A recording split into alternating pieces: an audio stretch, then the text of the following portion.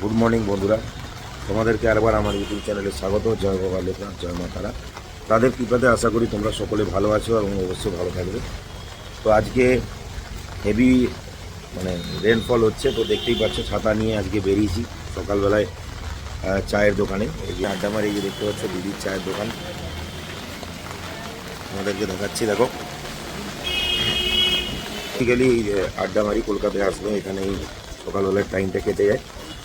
তো আজকে প্ল্যান আছে সিমলাপাল যাব আজকে কলকাতা থেকে। বাইক নিয়ে যাব, নতুন বাইকটা নিয়ে, হিমালয়ান 450। তো এই বৃষ্টিতে একটা অন্যরকম এক্সপিরিয়েন্স হবে। আগেও অনেকবার গেছি কিন্তু ভিডিও করা হয়নি, তো এইবারে চেষ্টা করব যে ভিডিও করার। তো জানি না গোপ্রোটা ইউজ করতে পারবো কি না, কারণ প্রচুর রেনফল হচ্ছে। তো সারা রাস্তায় হয়তো জল পুরো জমে থাকবে। তো পশ্চিমবাংলার চারদিকে জলে থই থই করছে। তো ভালো, এটা একদিক থেকে ভালো। সাময়িক হয়তো আমাদের কষ্ট হবে, কিন্তু বৃষ্টি একদমই হচ্ছিল না। তো বৃষ্টি খুব দরকার ছিল, চাষবাসের কাজের জন্য খুব জলের দরকার। এবং ওয়াটার লেভেলটা দিনের পর দিন কিন্তু কমেই চলেছিল, সেটা খুব ভালো হয়েছে। তো আজকে সকালে বাড়িতে বসে খিচুড়ি, বেগুনি এসব খাও, আর আমার ইউটিউব চ্যানেলটা দেখতে থাকো। বন্ধুরা, এখন বেরিয়েছি একটু সবজি বাজার করতে। তো বাইরে বৃষ্টি হচ্ছে, আর আমাদের এই জোড়া মন্দির এরিয়াতে পার্কিংয়ের কোনো জায়গা নেই। তোমাদেরকে দেখাচ্ছি, দেখো দেখতে পাচ্ছি কী অবস্থা চারদিকে। এখানে যারা দাঁড়িয়ে আছে, এই যে গাড়িগুলো দাঁড়িয়ে আছে, পুলিশ আসবে আর কেস দিয়ে দেবে 500 টাকা। তো ওই জন্য আমি গাড়ি, আমার মিসেসই সবজি বাজার করছে।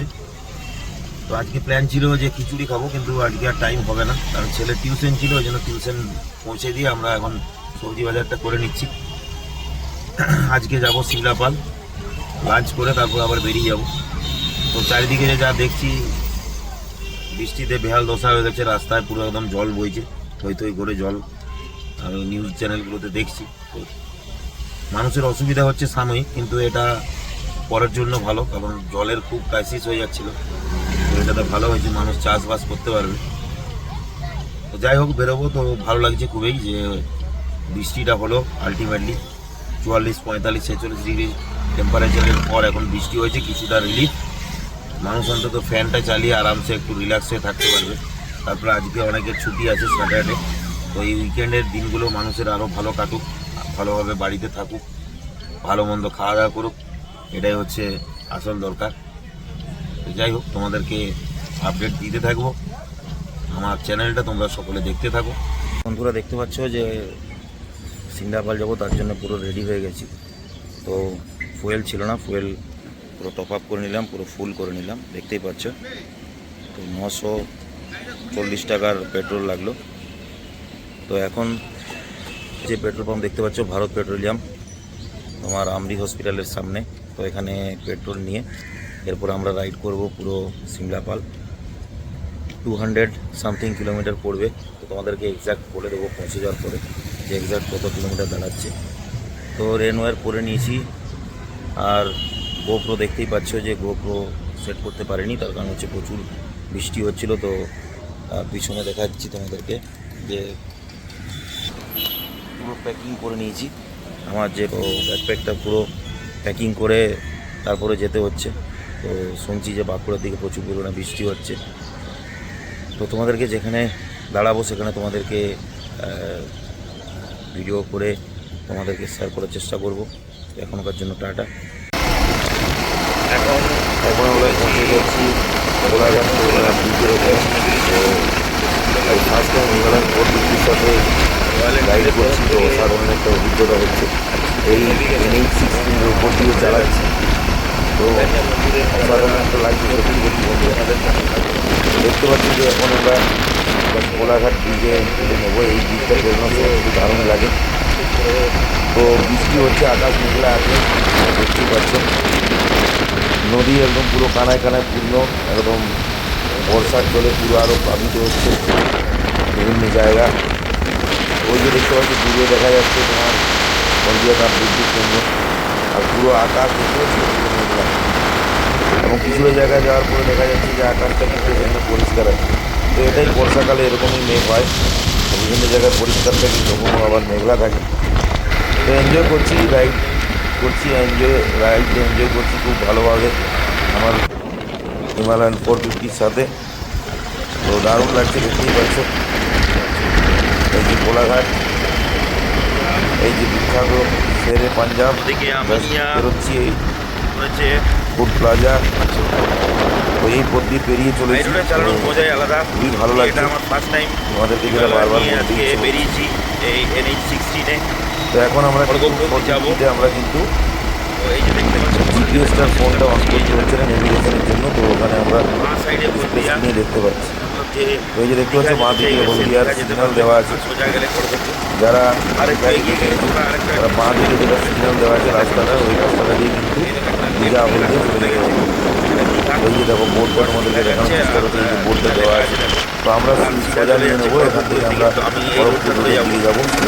খড়গপুরে হয়ে যাওয়ার পরে আমরা বাইকনপুরের দিকে ঘুরে যাবো। গোয়ালতোড় থেকে কিছু দূর গিয়ে এখানে আমি দাঁড়াই না, একটু আমার ইউটিউব ফাঁকাতে চ্যানেলটি তোমরা বন্ধুরা দেখতে আমরা থাকো। সন্দীপা হোটেলে দাঁড়াবো। এখন সন্দীপা হোটেলে পৌঁছে গেছি। জাস্ট একটু চা খেলাম আর একটা গোলমরিচ দিয়ে একটু টোস্ট, বা সেটাই দেখিয়ে তাড়াতাড়ি বেরিয়ে যাচ্ছি। কারণ হচ্ছে কি ওয়েদার তো কন্ডিশন নেই, তো যেতে রাত হলে একটু সমস্যা হবে, কারণ পুরো জঙ্গলের মধ্য দিয়ে আমাকে যেতে হয়। তাহলে আজকে এই বৃষ্টির দিনে আর বেশি লেট করব না, তাড়াতাড়ি বাড়ি পৌঁছে যাব। কিছু কাজ আছে, সেই কাজগুলো করতে হবে। তাই জন্য যত তাড়াতাড়ি সম্ভব এই কোলাঘাট থেকে বেরিয়ে যাচ্ছি। তো বেরিয়ে গিয়ে এখনও পর্যন্ত কিন্তু কোনো বৃষ্টি হয়নি, তো তাহলেও আমাকে রেনকোটটা পরে থাকতে হচ্ছে, কারণ না হলে আমার ধরতে পারছি অলরেডি প্যাক করা আছে।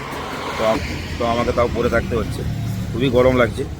ভেবেছিলাম খুব বৃষ্টি হবে, কিন্তু হচ্ছে না। সেটা একদিক থেকে ভালো, বৃষ্টি হচ্ছে না। আর একটা কথা না বলে পাচ্ছি না, বাইকটা যেটুকু চালালাম এই 60-70 কিলোমিটার, তো ইটস ফিলিং অসাম, দারুণ দারুণ, এক কথা অসাধারণ। তো যাই হোক, আরও আপডেট দিতে থাকবো, আমার ইউটিউব চ্যানেলটি তোমরা দেখতে থাকো। আমরা খড়গপুর তরঙ্গি দিকে যাচ্ছি না, লেফট সাইড নেবো উত্তর সিমলা মেদিনীপুর যেতে গেলে আমাদেরকে একটু পরে দেখতে পারবে যে বাঁ দিকে একটা রাস্তা চলে গেছে। হাই রোড ছেড়ে দিয়ে আমরা এই লেফট দিকে আমি অলরেডি ইন্ডিকেটার দিয়ে দিয়েছি। তো এই বাঁ দিকে নিয়ে নিলাম। বাঁ দিকে গিয়ে আমাদেরকে জাস্ট একটা যে এনএইচ আছে, এনএইচের নিচ দিয়ে পাবো আছে, ওটা দিয়ে আমরা জাস্ট ক্রস করবো। তারপরে আবার আমরা মেদিনীপুর বাইপাসটা ধরে নেব। তোমাদেরকে দেখাচ্ছি যাতে উত্তর মধ্যে পৌঁছে যাবে। তো বৃষ্টি যে কোনো সময় চলে আসতে পারে, সেই জন্য আমি সব রেনকোটটাকে জড়িয়ে রেখেছি। তো দেখতে পাচ্ছি যে এই যে লরিটা ঘুরছে, এই কালারটা দেখো কি দারুণ। তো আমি এই চন্দ্রকোনা রোড থেকে পেরিয়ে গোয়ালতোড় থেকে হুমগড়ের যে রাস্তাটা আসছে, সেই রাস্তাটাই মিশবো।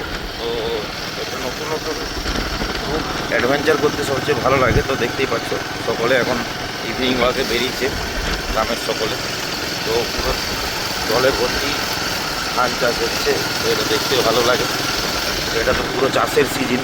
তো বৃষ্টি হচ্ছিল না, তো এখন বৃষ্টি হতে পুরো একদম সকলে মিলে চাষ করছে, এটা খুব ভালো। কৃষি প্রধান দেশে যদি কৃষিকাজ না হয় তাহলে মানুষের চলবে কী করে, তাই না? ওটাই তো আসল। দারুণ দেখো, সূর্য অস্ত যাচ্ছে, কি সুন্দর লাগছে। দেখো সত্যি কোনো কথা হবে না। এদিকে সবাই কৃষিকাজ করছে, দেখতেই পাচ্ছি। সবাই চাষবাস করে বাড়ির দিকে, কিছু ছেলে আবার এখানে আমার ওদিকে ট্রাক্টর চলছে, চাষের সময় তো। এই জায়গাটা জঙ্গল মহলে, এখানে আবার এরা বেরিয়েছে, পুরো একদম দারুণ। আমাদেরকে দেখাচ্ছি প্রাকৃতিক সুন্দর। জঙ্গলমহলও কম নেই, জঙ্গলমহলও ব্যাপক। জঙ্গলমহল।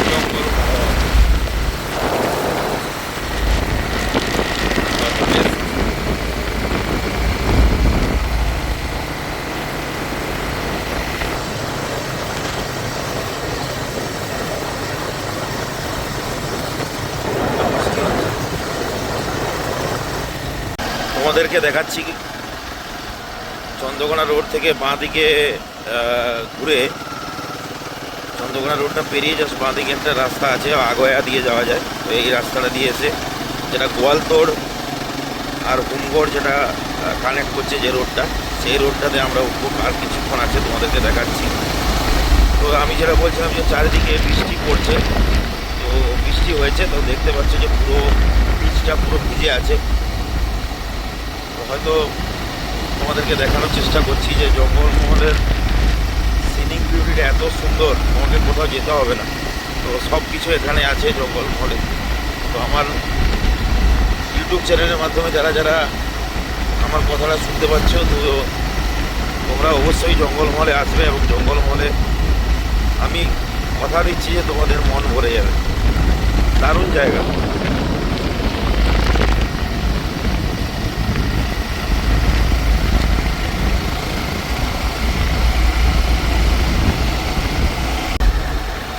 কিছুক্ষণের মধ্যেই নাপিতডাঙ্গা এই জায়গাটার নাম।